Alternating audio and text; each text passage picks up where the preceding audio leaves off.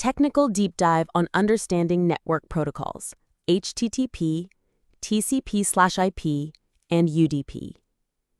Welcome to our deep dive into the invisible threads that weave together modern computing, network protocols. A superficial understanding just won't cut it for engineers, developers, or cybersecurity pros. We're going for a 100x understanding of the foundational protocols, TCP/IP, UDP, and HTTP, an indispensable toolkit for diagnosing complex issues, optimizing performance, and designing resilient systems.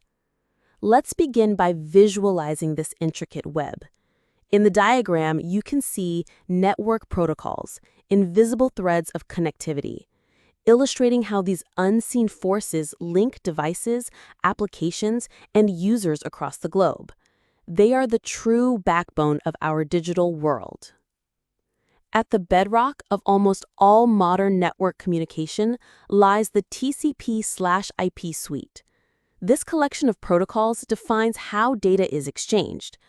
As shown in the visual TCP/IP suite, the Internet's foundation, it's a layered model, abstracting complex networking functions into manageable components. While the theoretical OSI model has 7 layers, the practical TCP/IP model typically consolidates these into 4 or 5: application, transport, internet, and link. The diagram layered model, abstracting network functions, provides a clear overview of how these layers interact, allowing for modularity and interoperability. Our journey begins at the Internet layer with the Internet Protocol, or IP. Think of IP as the global postman. As illustrated in the Internet Protocol, IP, Global Packet Delivery diagram, IP operates at Layer 3, responsible for addressing and routing packets across different networks. It provides a best-effort, connectionless, and unreliable service. What does that mean? Well, as the IP best-effort, connectionless service visual demonstrates, it doesn't guarantee delivery, order, or error-free transmission. Those critical guarantees are left to higher-layer protocols, like TCP. IP's brilliance lies in its simplicity and ubiquity. Let's dive into IPv4, still widely deployed despite its age. Its addressing scheme uses 32-bit addresses, typically represented as 4 octets, like 192.168.1.1. The IPv4 addressing 32-bit system diagram clearly shows this format. An IPv4 header is a treasure trove of information, typically 20 to 60 bytes long. The IPv4 header critical routing information diagram highlights its key fields. Among these, we find the version field, always 4 for IPv4, and header length, specifying the header's size. The type of service allows for traffic prioritization. The total length gives us the entire packet size. Then there's identification, flags, and fragment offset, all crucial for handling packet fragmentation. A particularly vital field is time to live, or TTL. As depicted in the time to live, TTL, preventing packet loops diagram, this 8-bit counter is decremented by each router. If it hits 0, the packet is dropped, preventing infinite loops, essential for network stability, and what tools like traceroute rely on. Another critical field is protocol.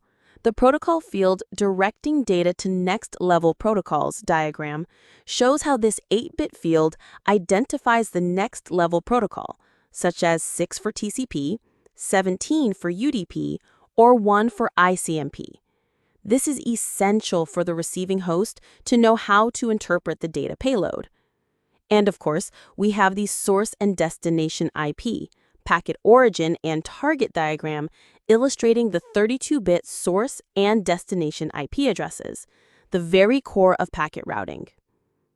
IPv4's 32-bit address space proved insufficient, leading to pragmatic solutions like Network Address Translation, or NAT, which allows multiple devices to share a single public IP.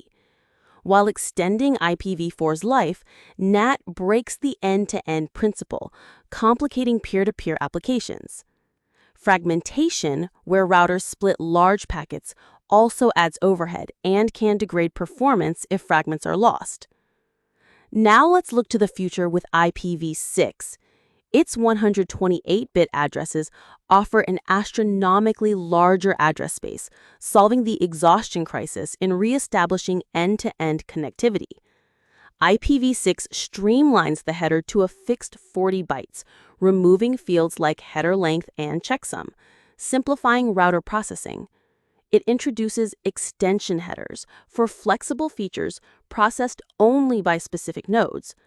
Plus, features like SLAC allow devices to auto-configure their own unique IPv6 addresses, simplifying network management. IP is fundamentally stateless. Each packet is treated independently, making it highly resilient, but offloading session management to higher layers.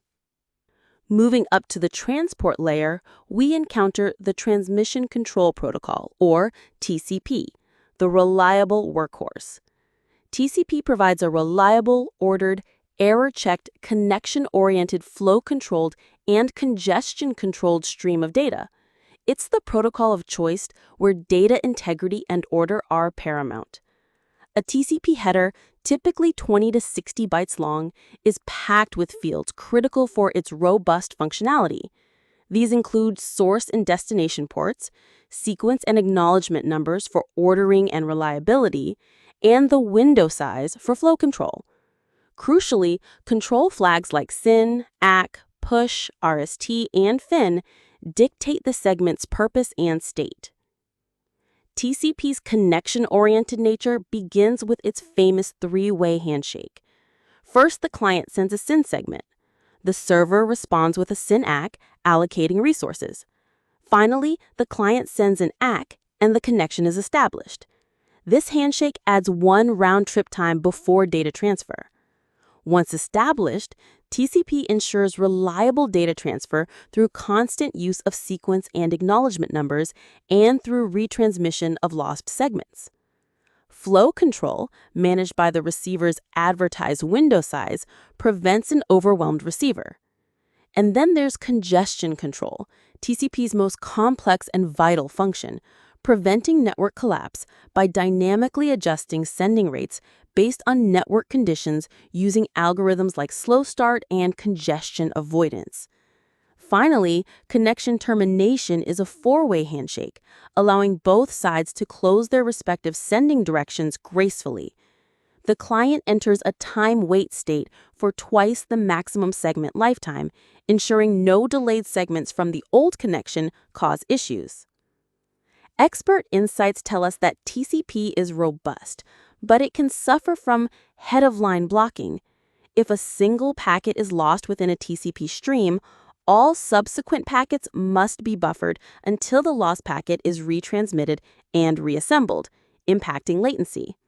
For high-performance applications, tuning kernel parameters for TCP buffer sizes and initial congestion window is crucial.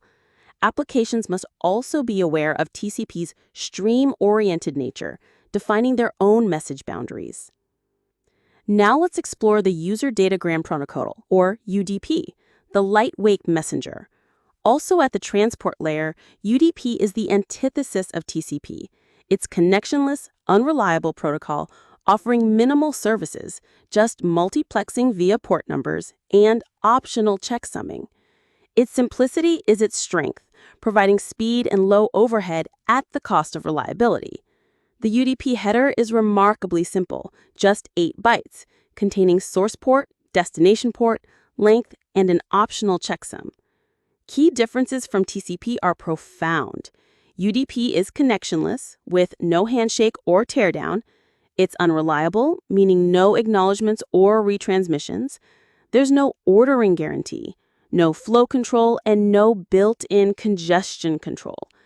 UDP is ideal for applications where low latency is critical and some loss is tolerable, like real-time audio-video like VoIP or online gaming. It's also perfect for small, self-contained transactions like DNS or NTP, or when the application itself implements its own tailored reliability mechanisms.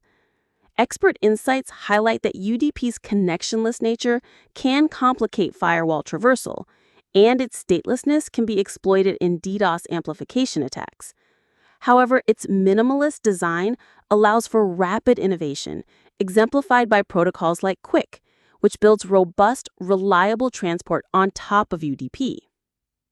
Now let's turn our attention to the HTTP, the Hypertext Transfer Protocol, or HTTP, the web's language. Operating at the application layer, HTTP is the foundation of data communication for the World Wide Web. It's a request-response protocol, traditionally running over TCP, though HTTP 3 leverages